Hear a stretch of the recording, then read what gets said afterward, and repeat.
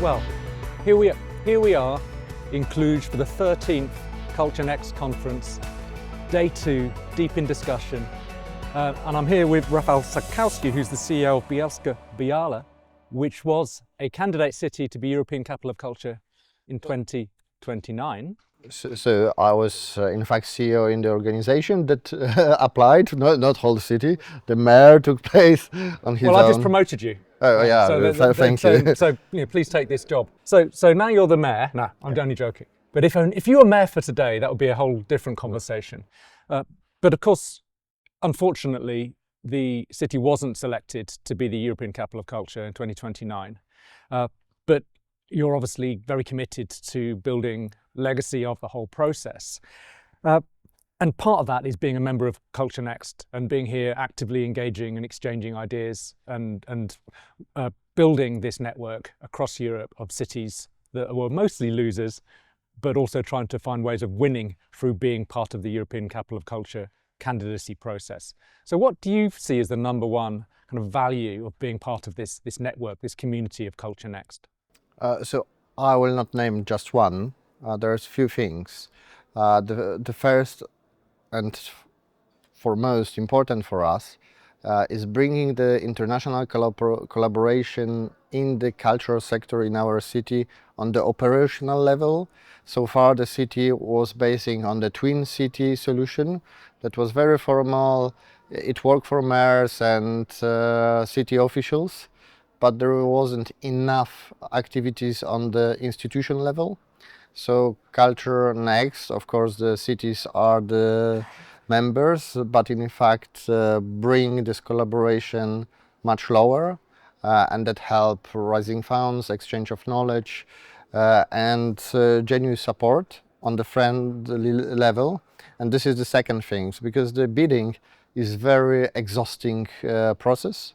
Loads of ups and downs, and having the conference twice a year, even if it's 2-3 days, is really boost of energy, because you meet the people who understand you, who've been there, are there, or will be at the same point as you are.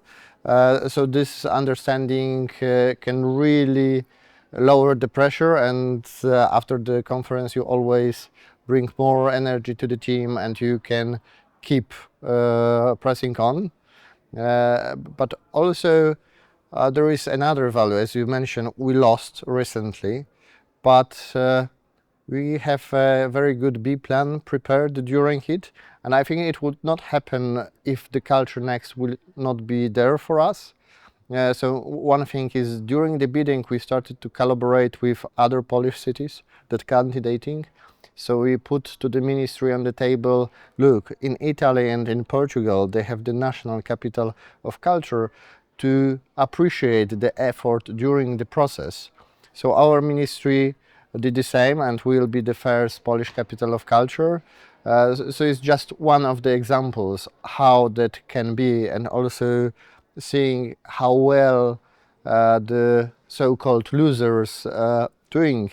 You know that it's up to your energy and your effort to make this process successful. And indeed, and credit to you for doing that. And I guess Culture Next helps you to give you that confidence and to recognise that there is that possibility that the road doesn't end at the decision time for who's going to be the capital of culture. Yes, for sure. And always you can call and ask for help and to figure out together things. It's much easier. Yeah. And this is something that we've heard through the research that we're doing for Culture Next Cities around how that knowledge exchange and that trusted community is really important. But there's always more to know, there's always more to learn, and there are always more surprises in this complex process of European Capital of Culture. So I'd just be interested if there are one or maybe two things that you know now that you wish you'd known when you embarked on this process of application. This is a hard question, because this is the second time I was in the process, because previously I was with Jelena, Beskid 2026. We lost as well. But from this, in my city, the process, I learned how little people and the sector knows what European Capital of Culture really means. that it's not the festival of festivals. It's not about showing how beautiful we are, how good we are, and how we should own it because we deserve it. It's about those change and spending more time to explain the sector, the citizens, and the politicians, and the press as well, what it's all about and why the process is important. Would be something that, if I would know in the beginning how tough that will be to explain, I would work more. Yeah, because you're dealing with so many things at the same time there, aren't you? You're dealing with this bigger question around what do we mean by culture? What do we mean by European? What does the word capital mean in that context? How does that relate to the everyday culture of your city? And how can that be something also that can launch and generate something that is meaningful at a much bigger scale? Yes, that's all good questions. Once you starting to get grip on the essence of that ECoC supposed to bring change to the city, change to the citizens, but also especially to the sector and it's on. And if you start admitting, okay, we are missing this, we don't know how to deal with this problem.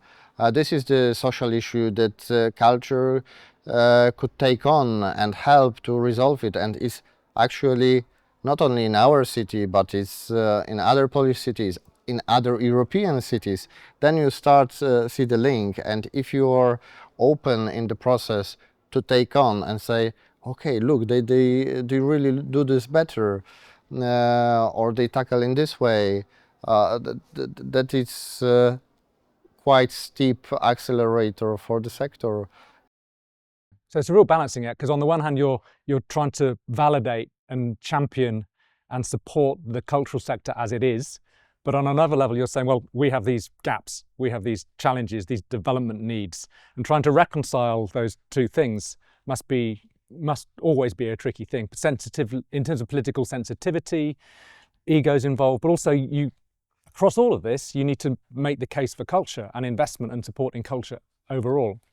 So for sure, that's why this regulation that press to have this strategic on culture in the city before you put the second bid book, the final bid book, is very important, because then the city hall and the politician and the council members need to be more involved, but also it brings culture to the conversation in the city, how we see it, and this balance between top bottom and bottom up approach is really important, because you don't want to dominate or have dominated the bidding by one institution, one small team.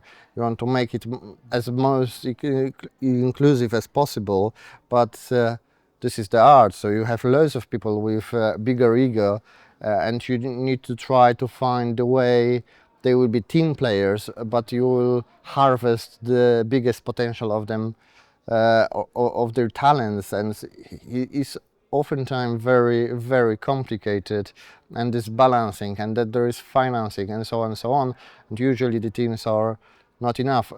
Fortunately, in our case, we had the great support from the mayors, but to convince all the sectors and grassroots movement, it was an effort, and I think that now we're just starting to see the effect after those years sacrifice on it. So it's worth, and we need to not kill it now.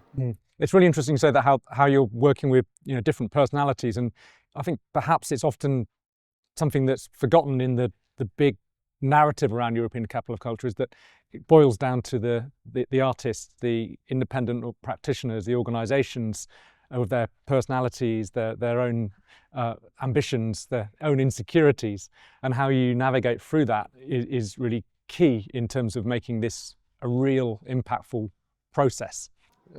So in our case, we were, I think it's as transparent as possible. So we published the bid book against advice of our advisors, and just straight after we submitted it in both cases. If we said, okay, this will be hard, we always said how we think it can play in the city, what we can give, what we cannot, and because we belong to the city, but we are independent from the city, and many people put the equal sign between us and the city. That was the problem. But once they see the difference and that we are honest and clean about it and not over-promising, that start to change. Unfortunately, we didn't involve everyone, but I hope we gave enough examples that if the process will continue, they all can be involved and be treated as they should be. Exactly, you haven't finished, so you have opportunities to involve people, different people, as you continue this journey. Just to finish, obviously you've been through this process twice now. Thinking about the macro, the European Capital of Culture programme, what would you recommend as a priority to ensure that it, as an impact, it secures culture as a foundation for the future of the city that you're working in? So for me, it's two things. I know that culture and artistic program is in fact the essence, but I will stress rather more on the, let's call it operational systems, that will be repeated and sustainable way of how to develop the culture sector and creative sector inside the city. So how to not make a once beautiful project, but how to make those projects repeating, I don't say every year, but maybe every 2 years to have those process. And the second thing is to put a heavy burden on capacity building in different areas, because that will stay. We had plenty of trainings during the bidding, and we see the fruit that it's so many people, the mindset and the capacity changed during this short bidding, that we know that if that will be even more important in the ECoC, it will bring more change in the cultural sector in the cities in the end. Absolutely. Well, thank you very much for sharing your perspectives. You're not a loser, you're an absolute winner, and good luck with the next chapter. Thank you very much. Thank you.